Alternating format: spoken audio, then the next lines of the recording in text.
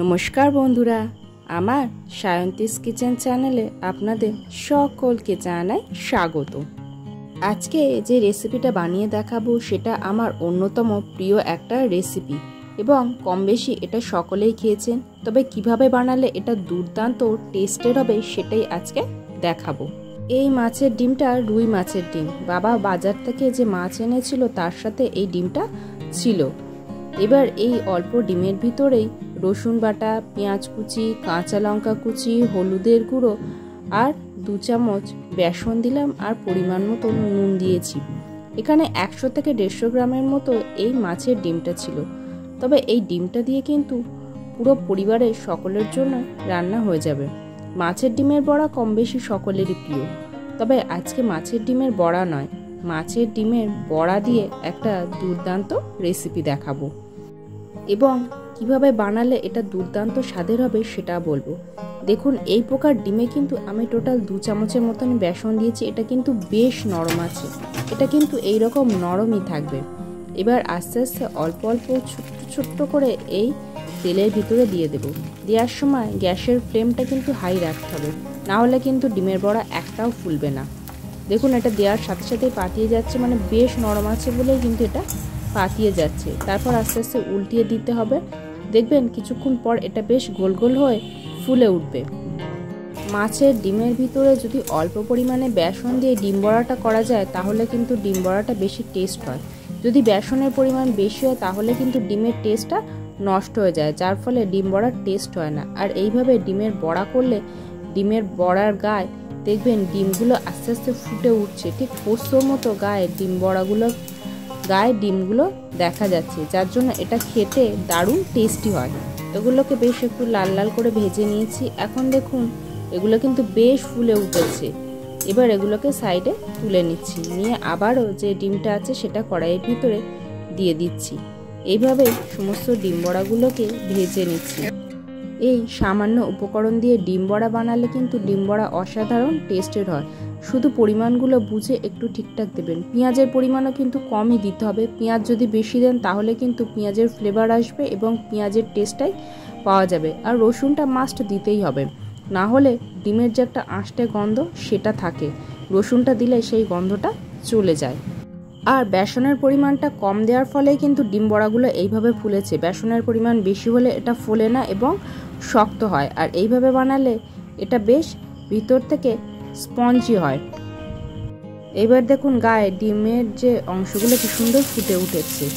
এবার যে তেলটুকু ছিল সেই তেলের ভিতরেই 2 মিডিয়াম সাইজের কুচানো পেঁয়াজকে দিয়ে দিতে হবে। এখানে খুব কম উপকরণ দিয়েই রান্নাটা করে দেখাবো। কুচানো পেঁয়াজটা দিয়ে পেঁয়াজটাকে একটুখানি ভাজা করে নিতে হবে।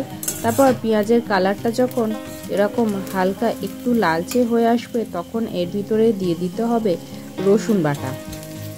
রসুন বাটা দিয়ে একটুখানি তেলের ওপর ফেলে ভেজে নিতে হবে। রসুনটাকে কিন্তু সম্পূর্ণরূপে পেস্ট করা হয়নি, জাস্ট একটুখানি থেঁতো করা হয়ে এর ভিতরে দেওয়া হয়েছে। দিয়ে এইবারে আগে রসুনটা ভেজে তারপর পেঁয়াজ এবং রসুন দুটোই একসাথে এভাবে ভেজে নিতে হবে। তারপর দুটো ভাজা হয়ে গেলে যখন কালারটা একদম লালচে হয়ে আসবে তখন এর ভিতরে দিয়ে দিতে হবে কুচি করে রাখা কাঁচা লঙ্কা। কাঁচা লঙ্কাটা দিয়ে একটুখানি এর সাথে ভেজে নিতে হবে। ঝালটা পরিমাণ বুঝে দেবেন। বড়ার ভিতরে কিন্তু অল্প একটু কাঁচা লঙ্কা দেওয়া ছিল, এটা শুধুমাত্র এই তরকারিটার জন্য। তারপর পরিমাণ মতন হলুদের গুঁড়ো এবং সেই সাথে দিয়ে দিতে হবে টমেটো কেচাপ। টমেটো কেচাপটা দিয়ে এর সাথে মিক্স করে নিতে হবে।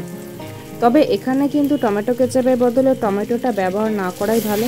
টমেটো কেচাপ দিলে একটা সুন্দর জুসি ভাব থাকে, যেটা এই রান্নার জন্য খুব জরুরি। টমেটো কেচাপ দিলে এর টেস্টটাও বেশ সুন্দর হয় এবং তার সাথে একটা কালার আসে। যেহেতু আমি লঙ্কার গুঁড়ো ব্যবহার করি না, কাঁচা লঙ্কা ব্যবহার করি, সেজন্য টমেটো কেচাপ দিলে এর কালারটাও ভালো আসে, সেই সাথে একটা টক মিষ্টি স্বাদ হয়। এবারে দিয়ে এটাকে ভালো করে অল্প একটু জল দিয়ে এটাকে মিশিয়ে নিতে হবে যাতে মশলাটা পুড়ে না যায়। এই মশলাটাকে কিন্তু ভালোভাবেই কষাতে হবে। তারপরে এর ভিতরে নুনটা দিয়ে দেওয়া হলো। নুনটা মশলা প্রায় কষানোর শেষের দিকে নুনটা দিতে হবে। এইবারে মশলা থেকে তেল ছেড়ে এসছে, পরিমাণ মতন জল দেওয়া হলো। খুব বেশি পরিমাণে জল দেওয়া যাবে না, তবে একটু জল দিতে হবে, না হলে ডিম বড়া কিন্তু এই জলটা অ্যাবজর্ব করে নেয়।